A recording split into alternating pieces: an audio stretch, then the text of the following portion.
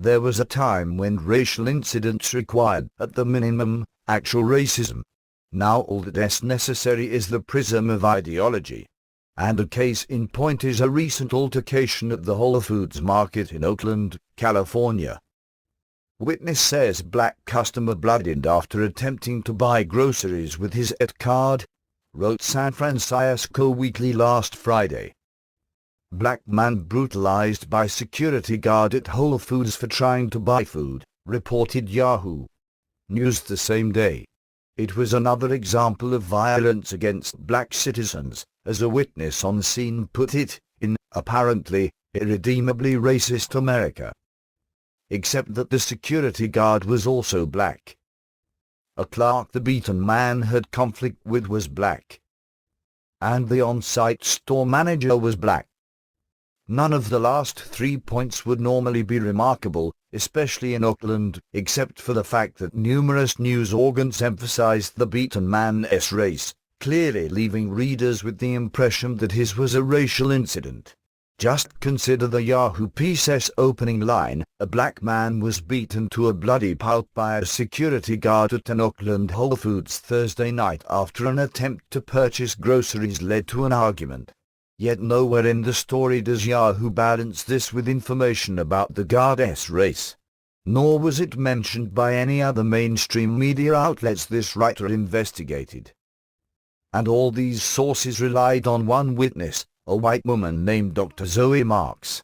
Not only was she in the food store when the incident occurred, but, get this, she just happens to be an African Studies professor visiting from Edinburgh, Scotland. Don't say there's never an African Studies professor around when you need one. In fact, she's with the University of Edinburgh's Centre of African Studies, also has a degree in African American Studies, and her bio lists among her fields of expertise gender and development, and gender and violence. Professor Marks certainly made the rounds in the media. It was a very asymmetrical, one-sided attack by a much larger individual on a person that was just trying to buy some groceries, she told Pix News. She also posted her account to her Facebook page, writing, in part, "I'm sorry for more graphic images of violence against black citizens, but I was here and spoke to the victim, to keep him conscious, perpetrator, several bystanders, and cops." Perhaps she ought to be sorry, but not for the reason she thinks. In fairness, Marks did say the police called to the scene were polite, and the actions by the guard, assuming her account is accurate, may very well indicate an overreaction. Yet while she said she spoke to the perpetrator, she didn't see fit to mention his race in her Facebook post, and thus undoubtedly contributed to the media's one-sided, pot-stirring reportage. Moreover, that reportage often gives the impression that the shopper's only crime was being a poor black man using an ET card at an upscale store. As the notoriously left-wing Daily Kos headline put it, shopping while black? Avoid Whole Foods. You may get beaten bloody. Yet there's more to the story. Just consider this testimonial from a Yahoo News reader who says she witnessed the incident. "I was there when this happened. Here is the truth that the media isn't reporting. The incident took place at the Whole Foods store on Bay Place in Oakland. The man had a variety of items in his shopping basket. After the clerk scanned all the items, the customer tried to pay with an ET card. The clerk told him he has to pay for the household goods in his basket with cash, because they are ET ineligible items. The customer had beer, soap, and cat food along with his food items. The black man got very irritated and asked for a manager. A manager came to the register and told the man that it is illegal to use an ET card for the purchase of the non-food items in his cart. The black man started swearing and throwing all the cat food on the floor, breaking one of the containers and spilling it on the floor. The security was called to escort him out of the store. The black man spit in the security guard's face, and that is when the altercation took place. Fists were thrown and the customer got the $$ end of the stick. Not a single reporter or officer approached me for an interview. There were numerous cameras all over the area, and I cannot wait until the footage is released. And the reader at San Francisco Weekly, SFW, added his eyewitness account, reproduction of it found here.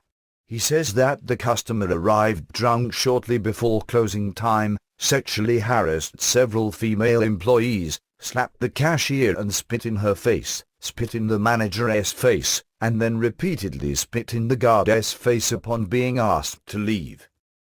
For Mark's part, she claimed while speaking to the Oakland Tribune that the customer wasn't shouting at anyone.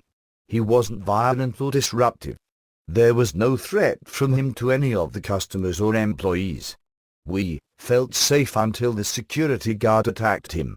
And she also clearly has a gun control agenda. SFW reports her as writing on the Oakland Whole Foods Yelp page, "It's time to disarm your guards and put customers first." And on Facebook she opined, "Armed private guards cannot be tolerated in our grocery stores and communities when this is what they do to paying customers." This is confusing. By disarming, is she referring to amputation? After all, the guard is accused of beating the customer with his fists. However, do remember that fists don't hit people, people hit people. What did guns have to do with it? As to this, though, another interesting testimonial comes from Eliza Kuhlman, a journalist and Forbes contributor who shops at the Oakland Whole Foods and reports that Marks is staying next to her and has been giving interviews in front of her house. Don't he ever say there's never a mainstream media reporter around when you need one to watch African studies professors?